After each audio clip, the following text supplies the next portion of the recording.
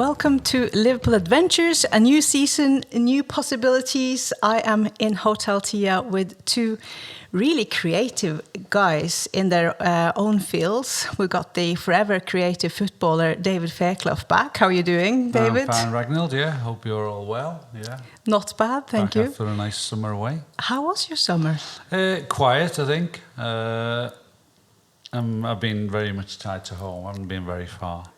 A lot of my summer's been revolving around playing golf, I think, and clearing out some properties. I can see that on your tan. You don't often see David Fairclough with a tan, but he has got a golf tan, everyone. It is very much a golf tan, yeah. So nothing on the chest, but lots on the legs and the forehead. Yeah, exactly, yeah. And then we've got someone else here. He has also got a nice summer tan. Paul Curtis, how are you doing? I'm good, thanks for inviting me in. It's nice to have you. Paul, first time I saw your work, it was in Jamaica Street, which was what I would say the first street in Liverpool that really sort of claimed the street art in the city. Would you agree?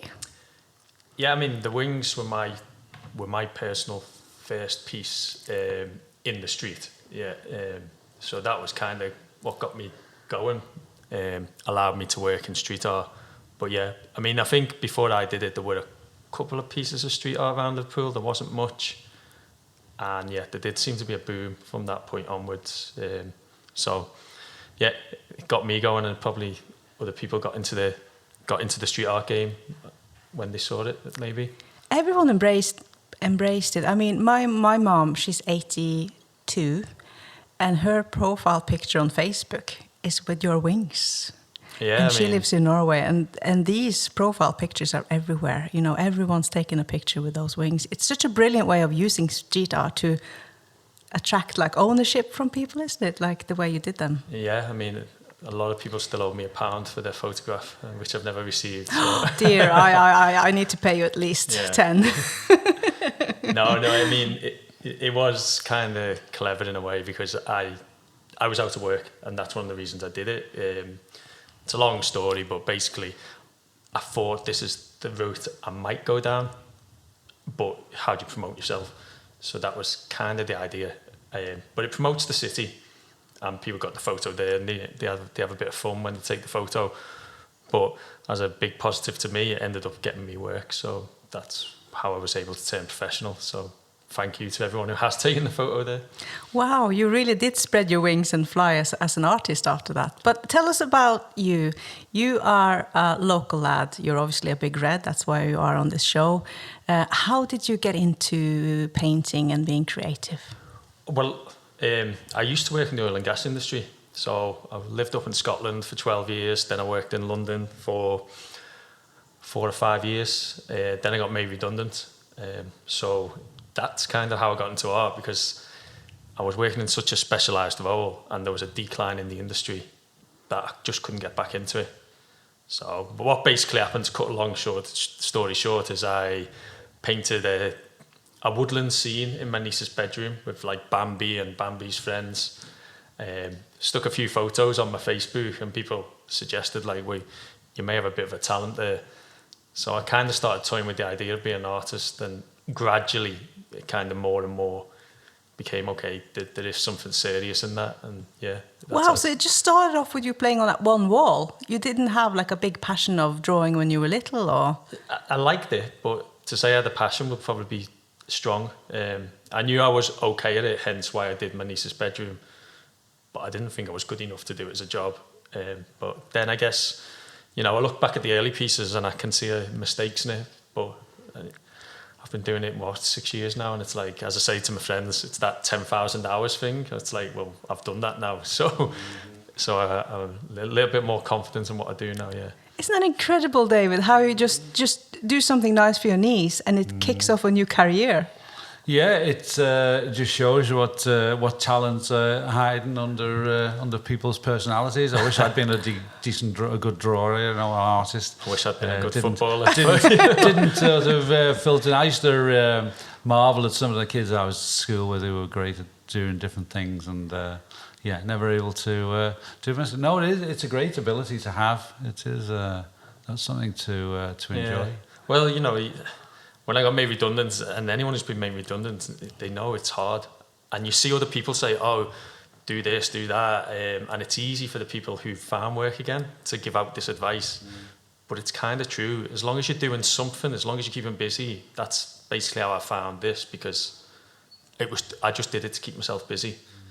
Something come out of it, yeah. And when was your first commissioned artwork then? How long did that take from the Bambi to that? Yeah, so it's difficult. You don't really know what to do. So I kind of went cold calling around restaurants, and what I would go in and do is I'd take photos without them knowing, and then I'd go back with designs, because I thought if they could visualise it, I'm more likely to get work. So I got a little bit of work from that, but it wasn't very well paid. And then, yeah, it was like, that's when I was like, I need to do something in public to get my name out there, and that's when the wings happened, yeah. And then it got a lot easier after that, put it that way. What was your first Liverpool Football Club piece that you did? So the first piece I did for Liverpool, I'm trying to remember now, I think it was actually next door. Ooh. Yeah. In Hotel Anfield? Yeah, there's one in the garden there of Carragher and Gerrard with the European Cup.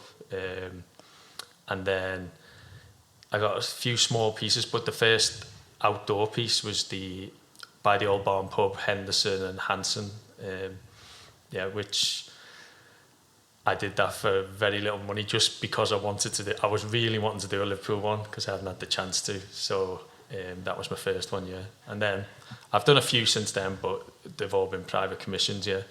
Tell us which else you've done. Which else can we go and admire that you've done? So the most recent one was Missy Beaucairns, which is just across the road from where we're sitting. That's a beautiful one. It's come out okay. And she come down and signed it. It was nice to meet her, and that she's like a hero to my niece now, because my niece got to meet her. And then I think the most well-known one is the Anne Williams one that I've done, which that meant a lot to me, and I think it means a lot to the fans as well, because I mean, as much as I'm for all the players being celebrated, the players do kind of get celebrated anyway. But she, you know, with her involvement with Hillsborough and the struggle that she fought, not just her, but a lot of the families, but it was good to recognise that. So I think that was an important piece, and it was nice to do, shall we say, one of the public, you know, that's linked to the club. And then I think the other ones I've done on the street was Kenny Dalglish on Oakfield Road. I might be forgetting some here, but that happens sometimes, yeah. With the Anne Williams one, which you can find along Anfield Road, on the opposite end of Anfield Road from Hotel Tia, it must have been so emotional on the day too, when you... Do you say reveal a mural as well? Is that what you called it? What was interesting about it was the guy who commissioned it. He knows her daughter Sarah. He's a friend of hers, so it's his property. So he asked me to do it, and I did it. And by chance, they were making the documentary about her with Maxine P. And which was a very strong one. It was, yeah, and it was really good. I cried and cried. So the two sort of unknown timed well together. So she actually came down for the unveiling, and Sarah, Anne's daughter, came down as well. So it's difficult when you do a mural, because, I mean a portrait, because you're always nervous, will the people like it? And especially for someone who's passed away and the loved ones turn up, so you're really nervous about that. But her daughter really liked it, and, you know, it was kind of a bonus that it worked out with this documentary, because I think we all remember, well, certainly my age group and the people older than me all remember Hillsborough. I think I was 10 at the time. But it's amazing how much it's kind of like the younger generations are sort of forgotten about it. And then beyond Liverpool, it's kind of lost a little bit. So I think with the mural and the TV show, it was nice to get sort of the truth back out there. You know, there's unfortunately been a lot of false truths that have sort of made their way into social media over the years. So it was nice to sort of like get back to the real story. Yeah. Yeah. Paul, there's a lot of murals now around. I feel like you're one of the in a way, one of the pioneers in Liverpool city centre. Can you call yourself one of the pioneers of the street walls of Liverpool, or is that pushing it too far? Well, it's a bit big-headed. Oh, can I call you that? I guess, I mean, I actually think, given the size of the city of Liverpool and the Liverpool's cultural background, we were actually late to the party on street art. You go to a lot of other cities, they've been doing it for years. So it's actually quite surprising that by the time I started doing it, there was hardly any about. And even when I did the wings, I didn't know this is what I was going to do as a career. I just thought this is something I'll do until a better job comes along. But as it was, it picked up, and I was surprised how much demand there is. Because it's not just obviously the street art, it's, you know, in bars, restaurants, schools I even do, and all kinds, work for TV and films. So it kind of opened my eyes, because I was stepping into the unknown. So I don't know, I think people were out there doing it, but because the wings became such this explosion, it kind of opened a lot of doors, not just for me, but I think generally for street art in Liverpool. It's gone from hardly any. I remember Banksy. Remember the Banksy, the airplane that was just behind down off Pig and Whistle, by Pig and Whistle, and just across the road, really, from 20 Chapel Street and the administration in Liverpool. That little parking lot there by the place that's got beautiful weddings, the Racket Club. Yeah. Have you seen that? It was like this flight that flew like a little heart. One of his, and then it just, I can't believe how it went. The cat was in the what was that? Berry Street. No, the big rat, was it? Oh, it was a rat, was it? Yeah, because that's his signature, isn't it? But yeah. Unfortunately, they all disappear. I know, don't know. Down there the other week now, but I thought it was still there. Is it gone? Is it now? No, it's gone. If you get a Banksy on your house, it's kind of it makes financial sense to take the whole wall down and sell the wall. Well, you're right though. Liverpool was slow to the party. You go around Europe and you see an awful lot of, and obviously what happened in likes of Belfast many years ago, the decorations of walls and things. But there has been an explosion in the last few years. Yeah, especially and about Anfield. It did come with like the walls and the Jurgen one, which was down Jamaica Street as well. That's a good one, Yeah, I think the quality's got better, but from the Belfast days, you see the ones in the 80s, they weren't artistically very good. But I actually think that's down to technology. Like people didn't have camera phones and laptops, so you can take photos and that, and check things that it's going well, which they couldn't do. So because now you project the wall, don't you? A lot of people do projections. Art, just because you just don't get projectors strong enough to work in the daylight. If I'm working in a dingy nightclub and you've got to be in there and out, then I will use a projector just to get ahead of the game. But outdoors, can't really use a projector. No. So you've got to be really good at painting, basically. Yeah, but as I always say to people, people comment on my work and they say, "Oh, you're great at this, great at that," and it's like, "But it's because my work's visible." There's millions of people who go to work every day and do a great job and don't get a pat on the back because it's not on social media and things like that. So it's just I happen to have a skill for something that's visible. In Anfield, though, guys, there's a lot of street art now. It's been like 10 times doubling. Every time you blink, there's a new piece in Anfield now. And we even do mural walks from Hotel Tia for guests and tourists who wants to go with a local and see all the art because there's that many and people need help sort of to navigate and find them all. Can it be too much street art at some point, or it depends on who you ask, isn't it? Because I have seen comments along that line, but then you see comments saying more the merrier. So it's like anything, isn't it? Is there too much football on TV? If you're not a fan of football, you're going to say yes. But if you love football, you'll say, I just want more. So I think the problem is more quality. I'm not having to dig at anyone's work, but if the quality starts to dip, then it's like, then you can see why people would start not to like it. So I think it's the standard needs to be kept high. But if they are poor quality, they tend to disappear within a few years to get painted over. So, but it is really bringing some colour to Anfield, though. This is your old neighbourhood. Walking around now, seeing, you know, present and past on the wall. David, what is it like? Well, obviously, down the years, Anfield, you know, has had mixed a mixed time in terms of, you know, it went down the hill a little bit.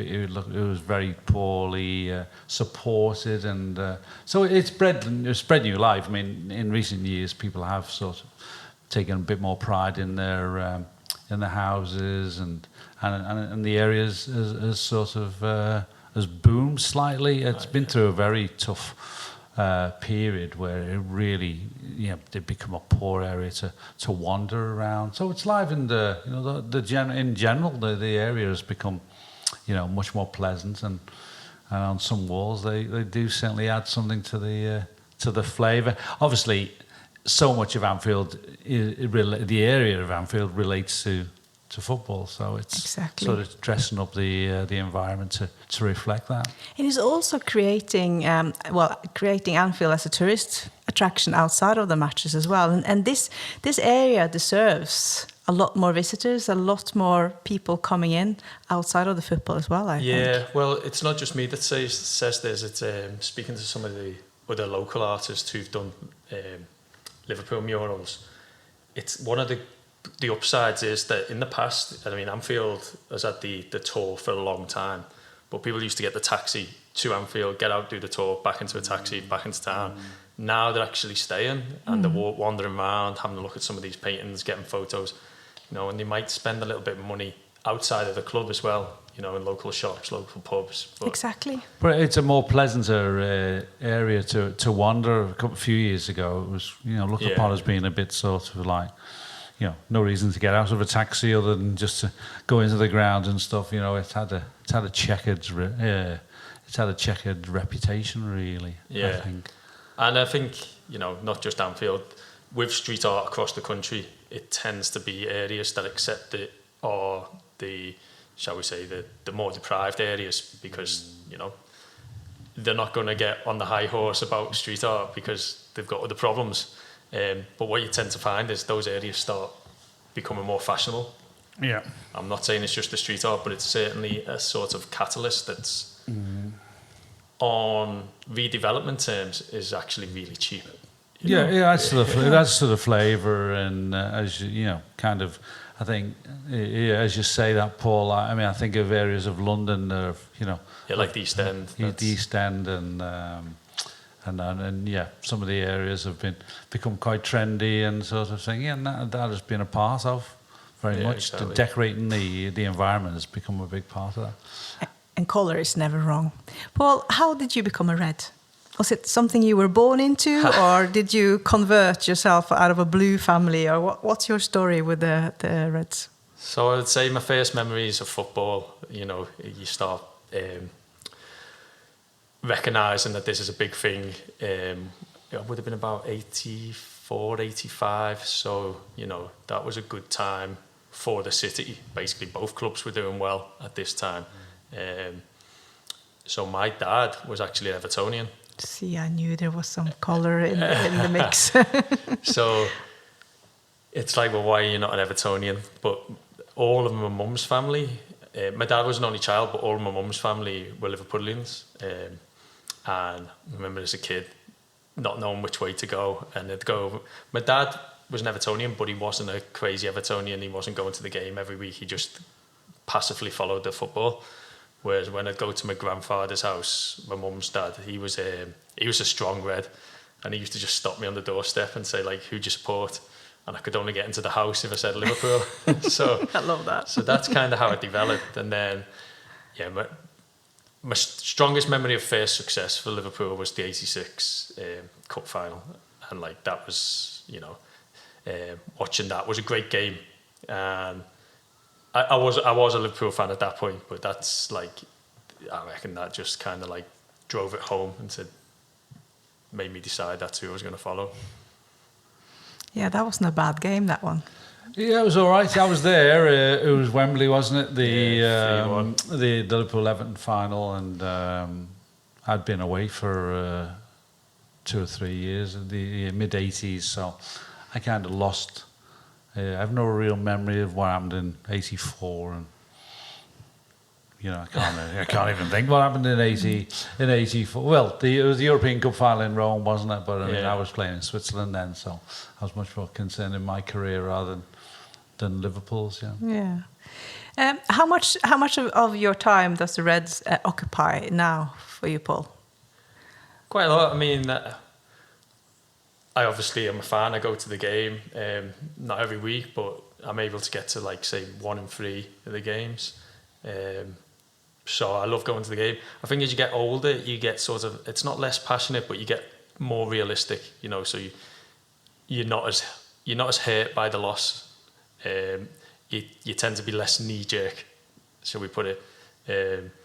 So you watch it with more sort of, what's the word I'm looking for? It's not less biased, but it's more like with a level head. So I love it, but I do see it as like it's an entertainment form. It's don't let it upset you too much if you don't get the result. Last season was a bit frustrating, and a lot of people were saying daft things online about how much of a crisis it was, and it was like, football changes a lot in a short time, in relatively short times, and I think this season we're starting to see that. So, I think it was good that we weren't so knee-jerk. So I love it. So, like, obviously it's part of my work now as well.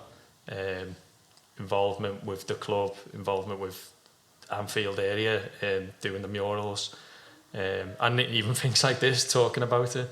But then obviously a lot of people might know that who follow me that I do a lot of work with Tranmere as well, and then I've worked for other clubs like Marine and Bradford. So football is a big part of my life, but it's also a big part of my work. Yeah. Let's talk a little bit about the transfer window. It's been shut. It's been a lot of drama with Saudi Arabia. I was holding my breath for Mo Salah. I almost thought it was going. Did anyone lose any sleep over that? No, I think as Paul mentioned, I don't lose sleep over football personally, but I watch with interest naturally because we're Liverpool fans and the excitement of a new season. But at the end of the day, I mean, decision will be made, wherever you think, and had they put the money on the table, I think from a business sense of things, I think you say, well, at the end of the day, he's a footballer, and somebody, if they want to pay £150 million cash or £200 million, well, you think, so despite what you think about the thing from a business decision, I think he probably would have gone. Paul, that's a few murals, 200 million. Yeah. I'll be working for a few hundred years, I think. But I don't know. I only listened to bits and bobs about what the actual fee was, and it was like, it seemed that there was a load of add-ons and clauses, and I was like, I'm not sure that that's serious with this bid. I think it's to sort of butter up for a bid next year. It's kind of like, because they knew Liverpool didn't have a chance to buy another striker, so that was one of the blocks. So I don't know. I think I wouldn't be surprised if they come in next year and make a more sort of sensible offer. I think add-ons don't equate to nothing, and you're led to believe. We only have the press reports to go that the 100 million was talked about plus add-ons. Well, as I say, add-ons don't add up to much. So. I think if they'd gone a bit higher, I think from a Liverpool point of view, I think they would have found it very difficult to refuse. But on another note, I think the signings that we've made are great. I'm really looking. But before we go there, though, I just want to ask you guys one more question that I was annoyed about was if Saudi Arabia wants to, play with the big leagues. And start pinching our best players, which is the way I look at it. shouldn't they be on the same terms as us and have the same windows as us? I think them having a longer window is just not very nice, because you can then come in and tempt these poor clubs who are struggling financially, but they won't have a replacement. Don't know why that was actually put in place, that they were open for one more week. But I think we've seen in other years, previously, the likes of South American teams, Russia, I think a few years ago had a different sort of deadline as well, and maybe in one or two instances previously, we haven't been too worried about it, because you thought, players aren't going to sort of naturally go to there. But this one, there was a little bit of jeopardy involved, because the money that was being talked about, you thought, well, if they come in the last minute, then because of the cash, people are going to make strange decisions. But it will ultimately be all adjusted, and whilst obviously some countries their playing season is different, so it has to be a little bit of difference somewhere, because we're not all playing the same months of the year. But couldn't they do it so that they can have that extra week, but it has to be within their country signings? They can't do international signings. Yeah, maybe something like that. I would have liked that. It's a can of worms. I mean, the Scandinavian season begins in sort of March. Yeah. So so they can't buy play. They've got to do all their business in January. Is it fair, for example, that they then can't buy? Now, there isn't the fear factor of Scandinavia, because, as I say, money is the ultimate thing. But for somebody to leave the gate open, so to speak, for a league like Saudi Arabia, it's potentially quite dangerous. Human nature being what it is, then people's heads will be turned by finance and these incredible amounts of money. But I had at one point I thought to myself, and the thing is, I wondered why we never heard from Salah himself to say, I'm not interested, and that kind of, had me thinking, maybe there's a chance that he's going to go. I know people say, well, you put it in the hands of agents and all this type of thing, but at the end of the day, I think if the individual actually comes out and says, look, I'm not interested in it, forget it, it can go away. Yeah. But there was too much sort of cloak and dagger stuff attached. Yeah, no, I think it was a bit stuff. sort of. But I think Salah did say something before the bid, before he knew of the bid, that he wasn't going anywhere. Did publicly? Yeah, I think did he not release something before that bid come in? I think he said he was staying with Liverpool. So I don't know. I sometimes think if they speak to the press, even if they say I'm not doing this, it kind of like opens a can of worms, and maybe just thought I won't say anything on public. Yeah, I don't know. I think probably there'll be more fans thinking, well, if you hear from the player's mouth, I mean, you had supposedly coming out and saying he said he's staying, and one thing that Jürgen said, well, I've not heard him say that. So you did actually want him to come about. I think anyway. That would have, if there was any truth in it, but it's gone now for the moment, and the season is what it is, and it's been it's been kind of interesting. It's a fascinating progression in football. I think, to watch what's going to happen with Saudi Arabia. Yeah, no, it is unbalanced, to put it that way. Before we praise all the great players we got, because we really did get some great players, one position I was surprised we didn't do anything about was the right back. Yeah. Thoughts? I think I've said this before. In years gone by, I always thought of Liverpool, when you've got the ball, you all attack. When you haven't got the ball, you all defend. I don't buy into all this buying new methods of play and trying to be clever and one thing or other, because people will ultimately find clever ways of beating it, your concept.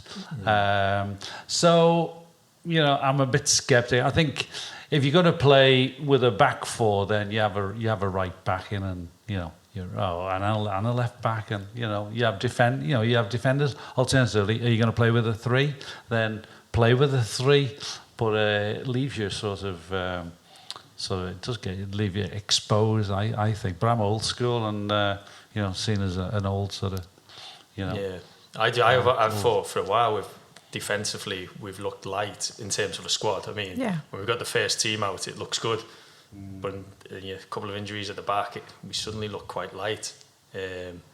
So, and then certainly in the pre-season friendlies, I know you shouldn't really judge on that, but we were leaking goals left, right, and centre, and I was a bit worried. I mean, but so far this season, it seems to have not been an issue.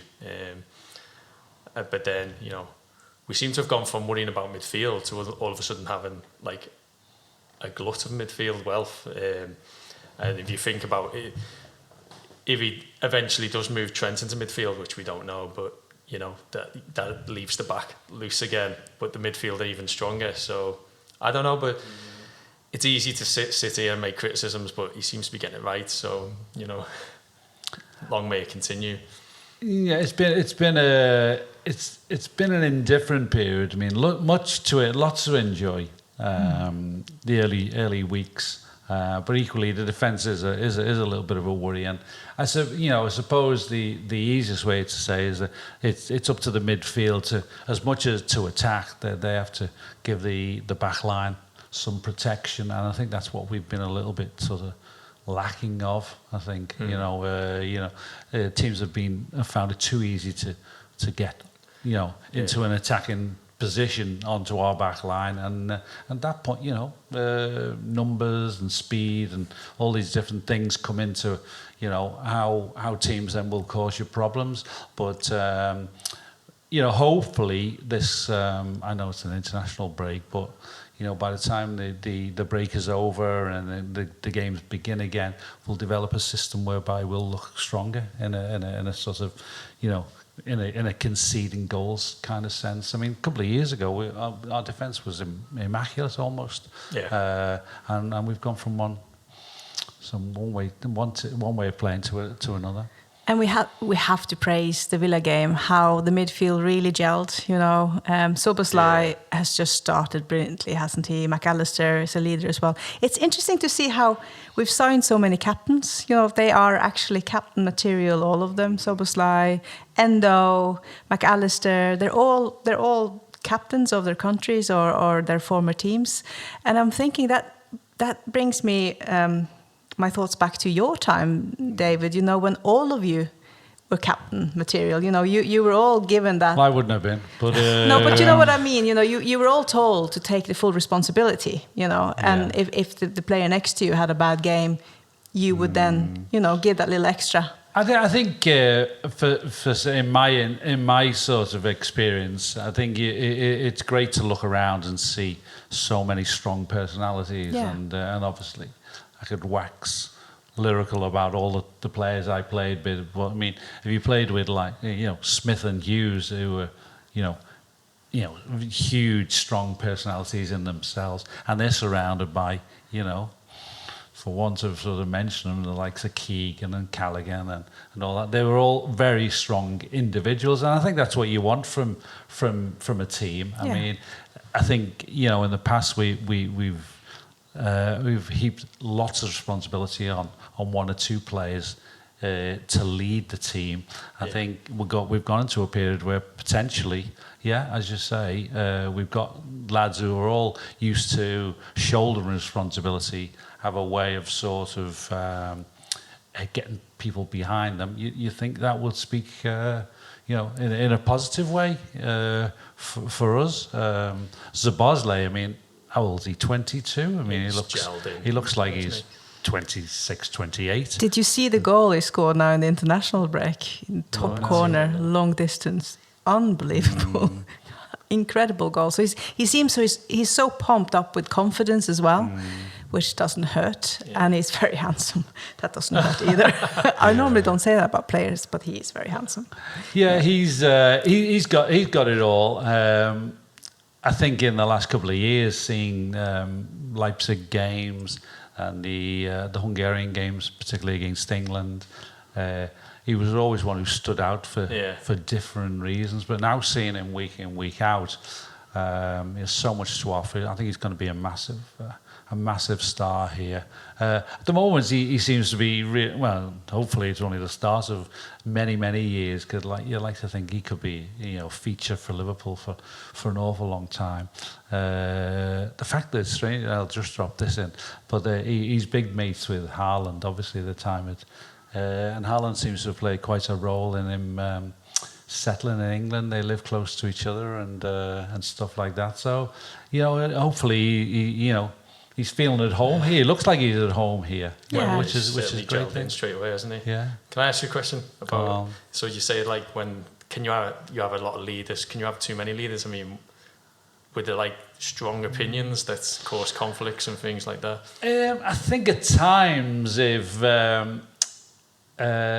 potentially that is a thing. I know there was always a little bit of a rivalry between Emlyn and Smithy, but because they were massive characters. But I think in the you look at people like Phil Neal and Ray Clements and one thing another, and once people sort of assume their position in the food chain kind of thing, I think then they're an asset then to have to fall on. There might be one or two who might think, well, I want to be the big name, the leader. And for the moment, Van Dijk seems to be the obvious. In a couple of years' time, you might that might sort of rear its head a little bit. But you'd like to think then everyone's bought into the team ethic, and the team is bigger than the individual sort of aims and ambitions. Talking about Van Dijk, though, the fact that he seems to have lost his head a little bit on that red card, do you think that's a weakness or is that a strength as a captain? Is it a weakness? It's not like he has too much of a casebook in terms of history of that. But it seems like being a captain is firing up, calm as you like. Virgil van Dijk, he wasn't very calm with that red card. Well, I think had it not been such a big game and featured on television and all that, with all the cameras, I mean, it's nothing new to to give the referee a lot of stick for to get a red card or whatever. Was it a bit soft red or was it a red? This game, I mean, the old days, I must admit, when it happened, I first thought, could potentially be a foul. Yeah. Didn't see the. He was going for the ball, wasn't he? Yeah, but I suppose when, as has been said, and you watch it sort of 10 times, and it's been slowed down and all that. He does touch Isaac's leg before he actually makes contact with the ball. So it's a foul, but it's not sort of. I mean, then you apply all these new sort of these wonderful ways of judging. Is he in on goal? Is he this? Is he that? I mean, and how you do it at the speed that it's all. How you digest all the sort of the. Let's say the jeopardy of sort of challenging somebody there. Last man and all that. Last man, speed of somebody else closing in. I don't know, whatever. It's all, they're trying to, I don't know, almost create the perfect game. And I mean, I think if they'd have just given a foul there, most people would have turned around and said, I agree. Yeah. Even at the stadium and what have you. With all these changes, most people have turned around and said, yeah, yellow card, okay, no one, forget it. But this is where we get into the grey area. So it's almost like both decisions could be correct. Yeah, so exactly. And when it's like that, you're going to get one set of fans who are screaming it's wrong and one set of fans are screaming it's right. Because my initial reaction was, no way is that happening. And then I always try and be unbiased and say, well, if it happened the other way, how would it feel? Mm-hmm. But I'd agree. I'd say, well, if in Newcastle, if they'd been the opposite way round, I'd have said, yeah, free kicks fair. Yeah. If the Newcastle player had been sent off, you're not going to moan about it. So Newcastle fans aren't moaning about it. But I think if you'd have seen it on the day without all the TV cameras and one thing and another, somebody got a yellow card, you said to yourself, Okay, you could have argued about it in the pub or whatever. Had he been sent off there, I think later on, again in the pub, you'd have been saying, you know what, I think we got one there. I think we were a bit lucky there. Yeah. Didn't look like a red card to me. So you got to digest it, and that's the way modern football has gone. For my mind, they're trying to make it too clinical, too precise, and it's not. I mean, well, I was thinking part of this is because the technology is what it should be. The technology itself is precise, but humans aren't. Yeah, exactly. And so with VAR and things like that, it's not actually the technology getting it wrong, it's the humans. Yeah.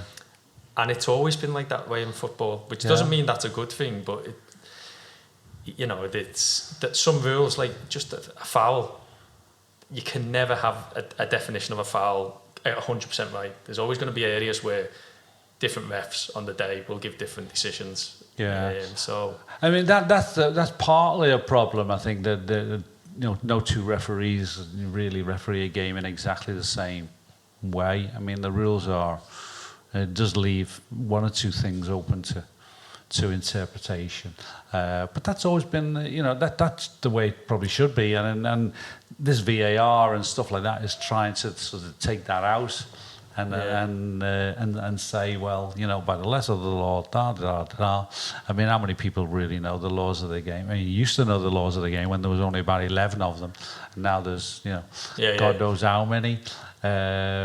So it's sort of.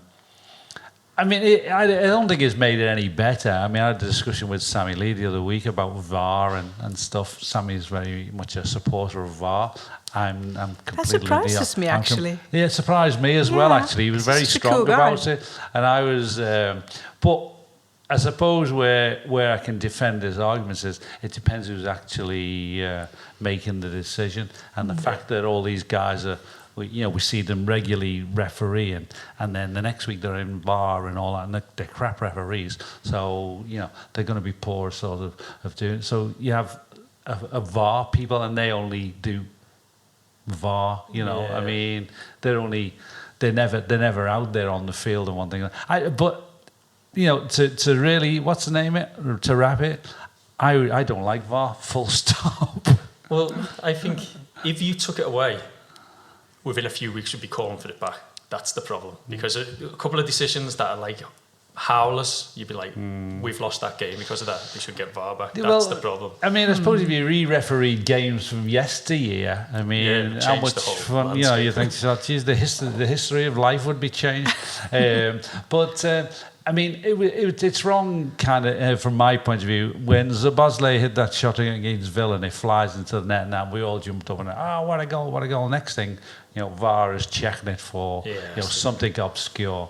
I mean, why? You know what I mean? And it does. It's that moment just, for me, describes why we should get rid of it, because I think when it was brought in, and I might be wrong here, but when it was brought in, I thought they'd said it was for when a clear and obvious decision has been made incorrectly. Yeah.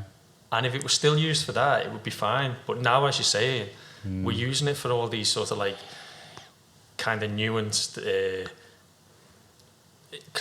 fouls or whatever it might be, sort of like tiny little rules that some of us aren't even aware of, that they're checking on, and it's like, it was meant to be used for clear and obvious. So I don't know, if a player's 2 yards offside and the ref misses that, then that's when it should be used. Well, like with the Szoboszlai goal, was Salah in the eye, with the eye line of the goalie and all that type of stuff. Yeah, that's where you split hairs. You got like 50,000 people all saying it's a goal. I mean, even Villa fans wouldn't have. I mean, you'd have had to have the eyes of a hawk to then come up and said, hang on, Salah was in the way of whatever. Everybody thought that was a goal, and then you get told, checking, exactly, and all that. It's ruining it. Yeah.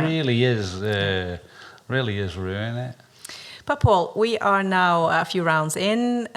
We are in top 3. We only dropped 2 points, our opening game against Chelsea away, where we drew. What is your look on this season? Is this a season where we can get Manchester City, or will they be too strong? What's in your sort of... It's tough, isn't it? Guessing bowl. I mean, so far so good. So, I mean, I was actually a little bit disappointed that we didn't take more from the Chelsea game, but that's, maybe I'm being a bit greedy there. So if you'd have said to me at the start of the season, this is where we'd be now, I'd have taken it. Yeah, it's going well. It is a long season and there's a lot to come. So I don't want to get too carried away. Have we got the squad to go up against City? My head is telling me no. I have to be honest. But it is Liverpool, and they do have this sort of mentality. And when everything starts coming together, and when we start hitting full steam, it's like, you see it so many times. We might be 2 goals down. Perfect example was the Newcastle game. I have to be honest. Once Van Dijk went off, I was like, it's gone. Yeah.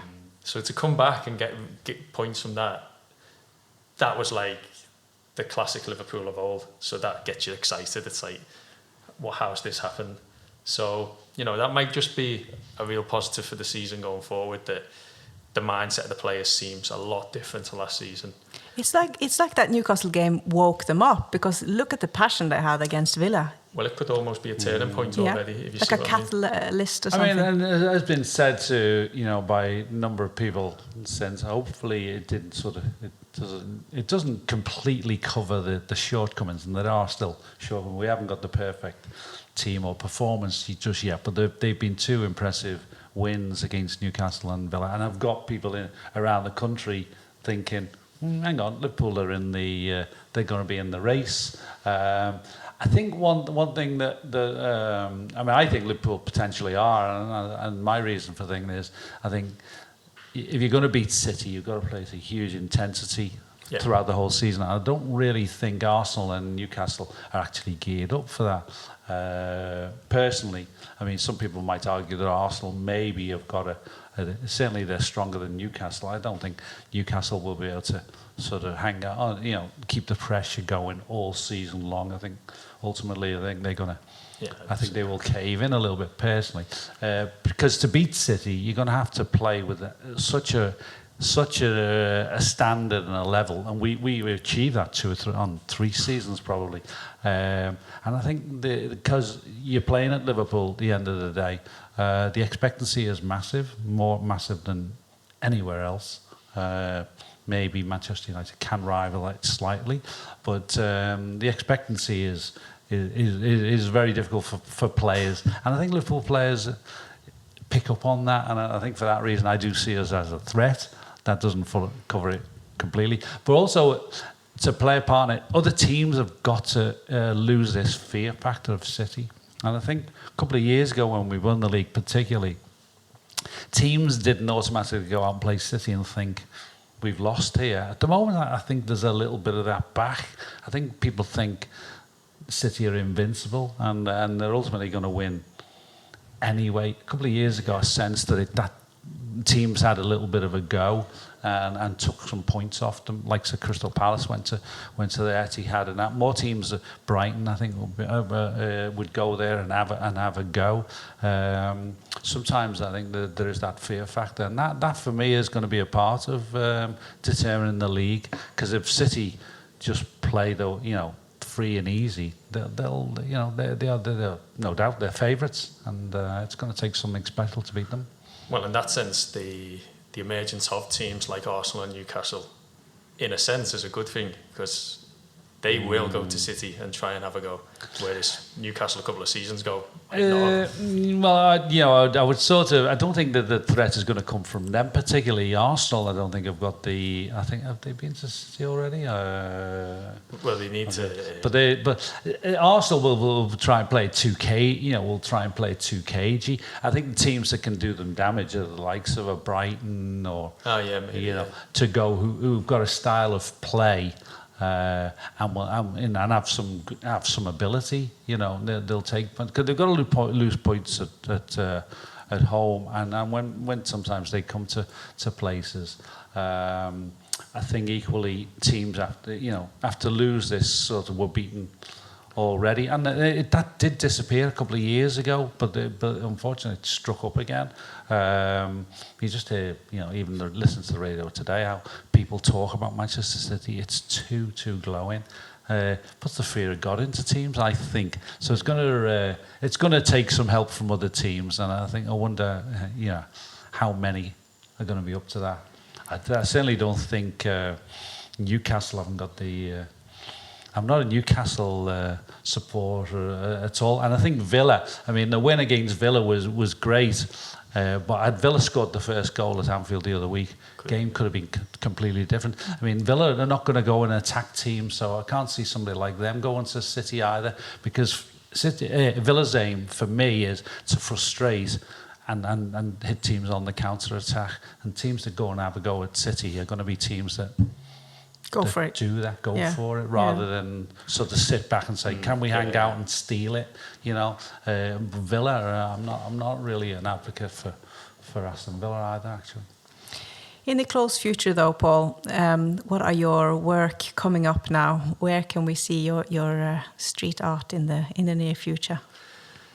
Well, it's been a very busy summer, put it that way, despite the rain, which was a real pain in the backside for me. So I've got stuff coming up. In some of it I can't really talk about because it needs to be confirmed. But next one I'm doing is actually for the Boy Scouts Association, but that's over in Wallasey. And then I've got hopefully a couple of big ones coming up around the city centre of famous people. But like I say, I don't think the famous people know. They're not football related, but I don't think they know that this is happening yet. So it's a bit hush-hush for now. Exciting stuff. Yeah, exciting. Yeah, it's brilliant. No, I think I haven't seen the Ray Clements mural from start to end. I mean, obviously the process is, takes some doing. It's fascinating. It is a fascinating art. Brilliant that you can do it. Yeah, I mean it's like anything. I mean, once you've done it a few times, you start to know the tricks and how to do it faster. And How long does a wall take? So like I mean, obviously, side it of depends. a terrace house, like the longest one I did was I did 2 lizards in Ainsdale on the side of Toad Hall up there, and that's the biggest painting in Britain. Oh wow! Yeah, and that I was on that for 6 weeks in total. But like the Missy Bow one, which is like the end terrace, one player, a bit of background and things like that was like 4 days, if I remember rightly. 4.5 days, depends on the weather, obviously. So you can do them relatively quick. I mean, when I watch TV and I see a portrait artist taking 30 days to do a canvas, I'm like, come on now. So yeah, I mean, street art, you don't have to have the minute detail as you would on a canvas, because people are viewing it from 10 metres away. So you can do it relatively quickly, Well, I'm looking forward to see all the work you are doing in the future.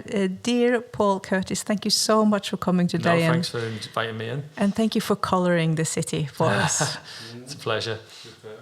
And as always, thank you so much to you, David Fairclough. We will be back next week, we hope. We never know with our podcast. They hump away. Sometimes they are like very intensively recorded, and other times we have a little bit of a break as life happens. But yeah, hopefully we're back next week. And my name is Ragnhild Lund Ansnes, and I hope you've enjoyed this week's podcast with Liverpool Adventures. Take care and have a good international break.